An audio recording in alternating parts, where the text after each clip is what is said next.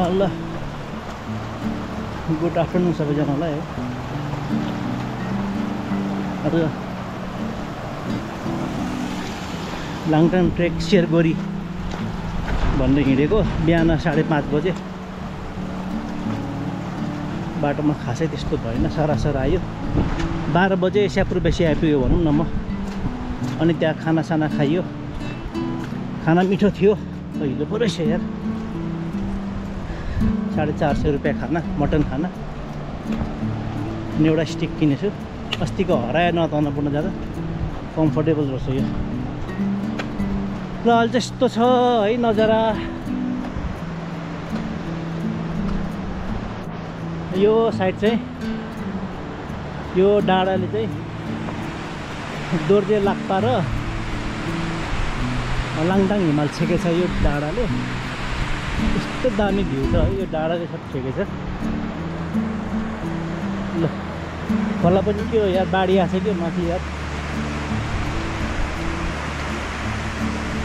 यो बालुवा चोर्न आएको लागि, गिटी चोर्न आएको लागि। ल हिँडाइ चाहिँ 12 बजे 12-1 बजेको टन्टालापुर घाममा छ होइन। 1 घन्टा 1.5 घन्टा होला ट्रेकिङ स्टार्ट गरेको।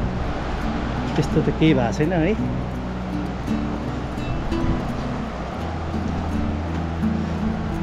सायद म चाहिँ आज ब्याम्बुतिर बसिन्छ होला, भोलि लाङटाङ पुगिहाल्छ, क्यान्जिन गोम्पा।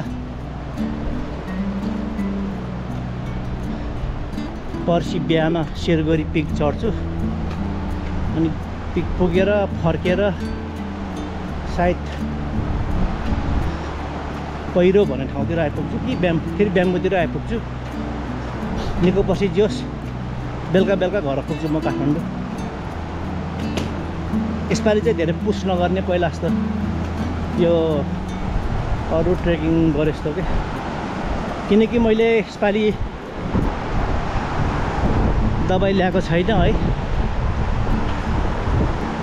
दबाई नखाने भनेको एकदम डिहाइड्रेट गर्दो रहेछ कि त्यो दबाईले मलाई चाहिँ। अरूलाई कस्तो हुन्छ थाहा भएन। त्यो एल्टिट्युडको दबाई चाहिँ एकदम मुख सुकाउने, तिर्खा लागिराख्ने होइन, त्यस्तो हुँदो रहेछ। यसमा त्यहाँ दबाई नखाइकन चल्दिउँ भनेको। यस्तो गाडी आए त चल्दिन्थ्यो, एउटै गाडी नआउँदो रहेछ यार। बल्ल शीतल भए।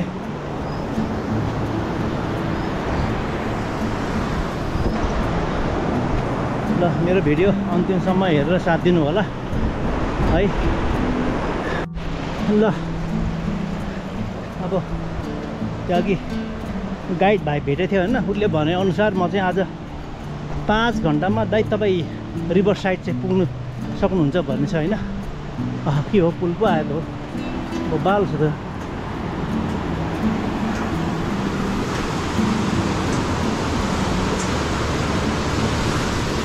आज यो सकभर चाहिँ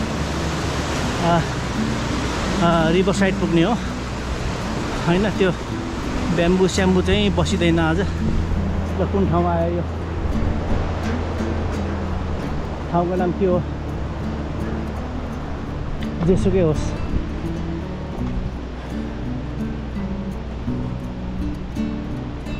गेस्ट हाउस रहेछ। हो ठाउँ त बब्बाल या, बसौँ लाग्ने ठाउँ रहेछ।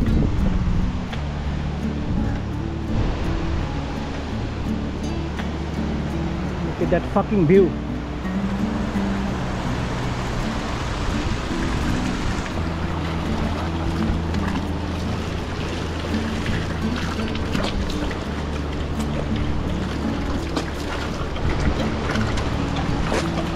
चिसो पानी यहाँबाट ठाडै उकालो रहेछ। यही होला सबभन्दा गाह्रो ठाउँ। त्यहाँबाट त भोलि त तेर्सै हुन्छ। तेर्सै भन्नाले नि भोलि जिउ अलिक थाकेको नि हुन्छ, अलिक पाइतला सार्न नि गाह्रो हुन्छ। पर्सि झन् डेन्जर हुनेवाला छ। खैनी पनि मार्नु सक्दैन पर्सि झन्। माथि शेरगोरीतिर जाँदाखेरि किनभने हाई अल्टिट्युडमा गाह्रो हुँदो रहेछ पानीभित्र ढुङ्गा बोकेर हिँड्ने जस्तो हुन्छ ल त यो ठाउँ चाहिँ दामी रहेछ भर्खर खाना खाएर आएको के खाने चिया सिया आज चाहिँ सकभर रिभर साइड पुग्यो भने भोलि म सबेरै टाइममै केन्जिङ गोम्पा पुग्छु अनि पर्सि चाहिँ बिहानै 5 बजे नै उठेर सिलगढी लाग्छु ल त हेर्दै गर्नु होला फ्लोमा यहाँ अब प्रब्लम त खास केही पनि छैन साला घामले मारे के गर्ने अब प्रकृतिलाई के गर्न नसक्ने घाम पानी आगोलाई पानी परे पनि सुख छैन घाम लागे नि सुख छैन हावाहुरी चले नि सुख छैन गाह्रो छ जोस् म यसपालि 5-6 किलो चाहिँ घटाउँछु होला जिउ यो काठमाडौँमा बसी यो ब्रोइलर कुखुरा जस्तै भइसकेछ यार गाला पनि हिँडेकै घन्टा भयो ल त हेर्दै गर्नु होला ल 1.5 घन्टा हिँडे बापत है यहाँ यस्तो ठाउँमा आइपुग्यो होइन उताबाट गयो भने चाहिँ गोसाइकुण्ड रहेछ यता भर्खरै म आएको स्यापुर बेसी जाने बाटो भयो ट्याक्क हामी चाहिँ यहाँ यताबाट लाङटाङ जाने रहेछ please do not write or stick anything here okay okay no problem ल भाइ बहिनी आउँदैछ पर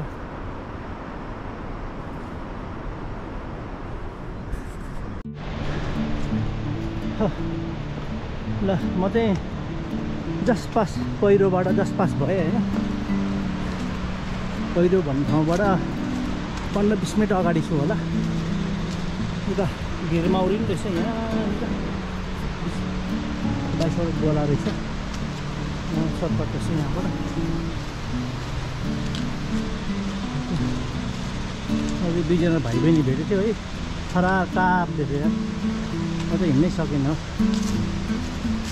वेट बेसी भयो कि झोलामा भात धेरै खाएँ कि पानी धेरै खाएँ कि के बुझ्नै सकिनँ बिस्तारै जाने हो यस्तै छ जिन्दगी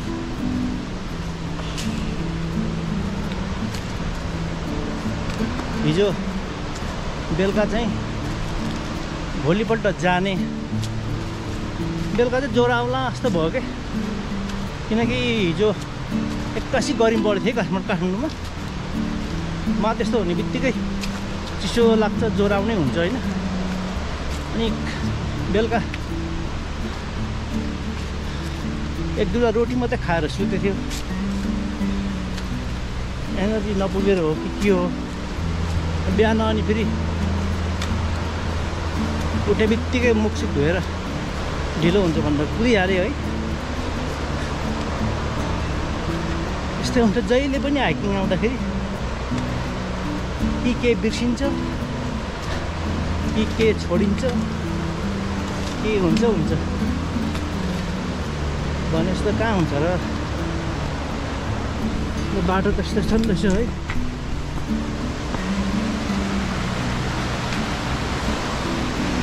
काठको फुल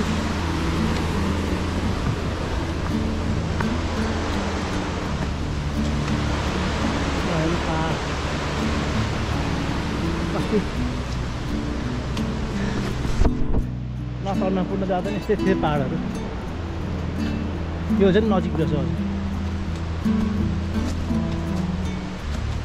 अब नेक्स्ट बेम्बू होला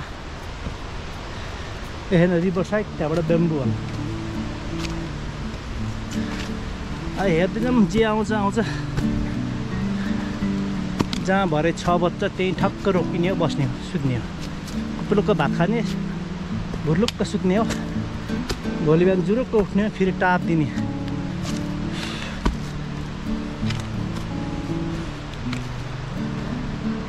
हो गल्यो हो एकछिन बस्नु पर्यो।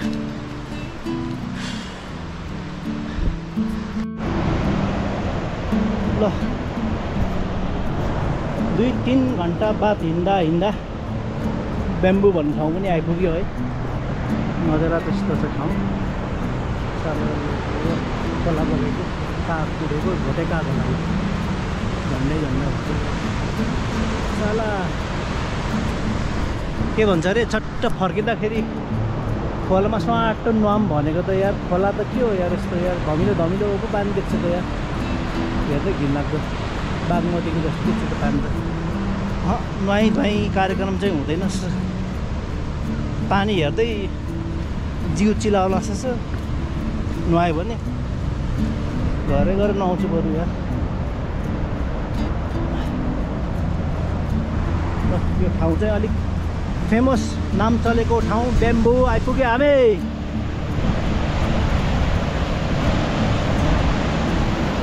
भोटेकाग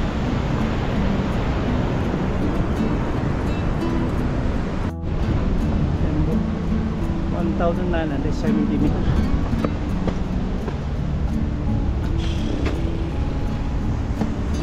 झक्का चिल्लो छ स्विङ भएको दामी। म चाहिँ अझै माथि जाने सकभर रिभर साइडै पुग्ने भनेर आज हुन्छ। अब लामा होटेल कता पुगिन्छ त्यतै बसिन्छ। ठाउँ चाहिँ राम्रो छ यहाँ।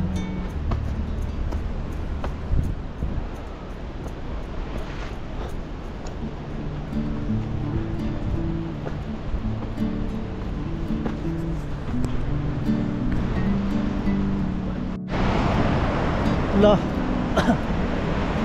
फाइनली 4 घन्टाको हिँडाइपछि यहाँ आइपुग्यो। यो कुन ठाउँ हो रिम्चे होला मेरो विचारमा। पुल पनि रहेछ है बब्बाल छ बब्बाल। जस अहिलेसम्म नो वरिस है सोफा सो गुड। त्यो साथी थियो 2 जना भाइ बहिनी भेटेको थियो बाटोमा तुफान गयो यार छोडेर यार मलाई।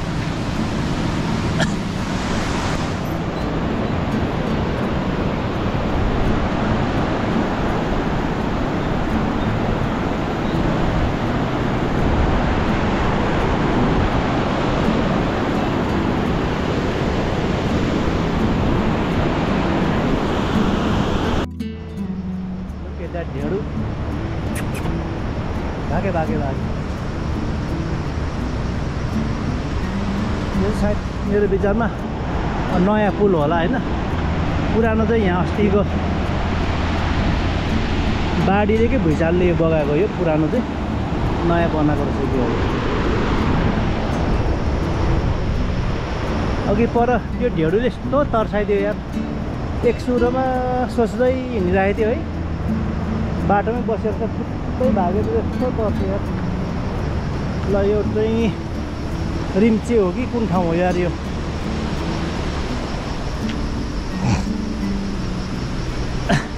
जुन ठाउँ भयो पनि बालै होइन। आफू चाहिँ भरे 6 बजीसम्म हिँड्ने हो।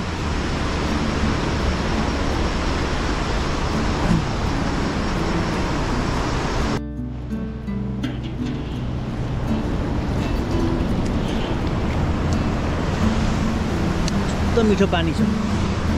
दिदी नमस्ते। नमस्ते। कुन ठाउँ हो यो? यो पुल भन्छ पुल लाङटाङ खोला पुल। ए रिम्चे होइन है यो?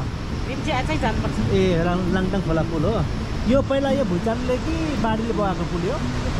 भुइँचालो हो। ल यो तल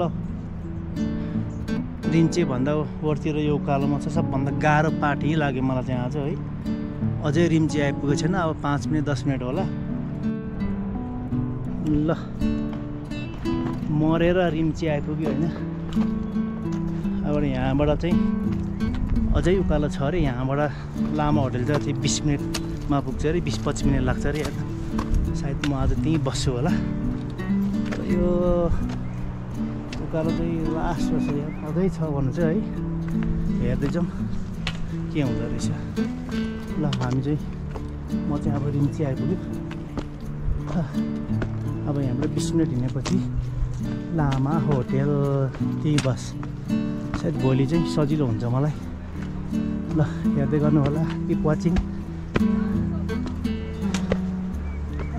ठाउँ त राम्रो छ, मन पऱ्यो। अझै उकालो छ भन्छ।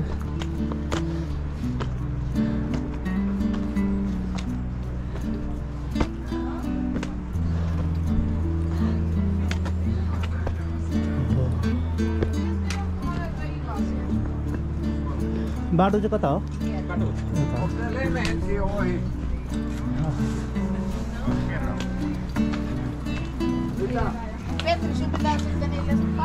यसले पानी थाप्नु पऱ्यो अब यार। यो पानी चाहिँ कस्तो छ अब है।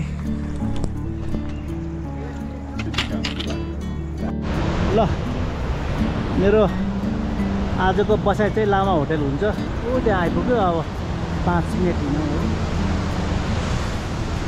यो यतापट्टि पछाडिको यो उकालोले चाहिँ गोर्खाली, शेर्पा, बहादुर सब निकाल्यो आज मेरो है। गाह्रो हो। भोलि सब जिउ दुखाउँछ होला। अब मेरो चाहिँ अन्तिम गन्तव्य लामा होटेल हो। भिडियो हेर्दै गर्नु होला अन्तिमसम्म भन्दै मेरो आज यो भिडियो चाहिँ एन्ड गर्न चाहन्छु। अन्तिमसम्म हेरिदिनु भएकोमा सबैलाई धन्यवाद फेरि पनि है। By by.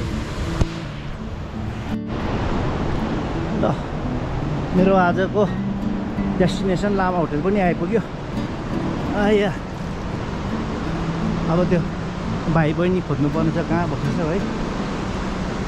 के हो तोरपेन फिसिङ गर्दै हो कि ध्यान गरेको?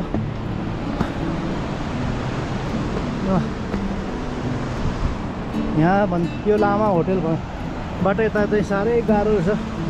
तेल निकालिदियो।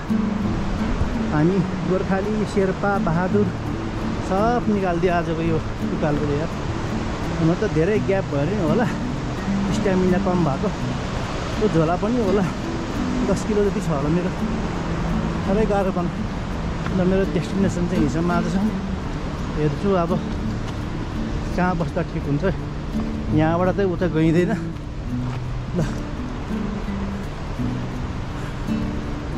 ल यति भन्दै तपाईँहरूले अन्तिमसम्म भिडियो हेरिदिनु भएकोमा सबैलाई धन्यवाद है। फेरि यसको पार्ट 2 पनि आउँदैछु।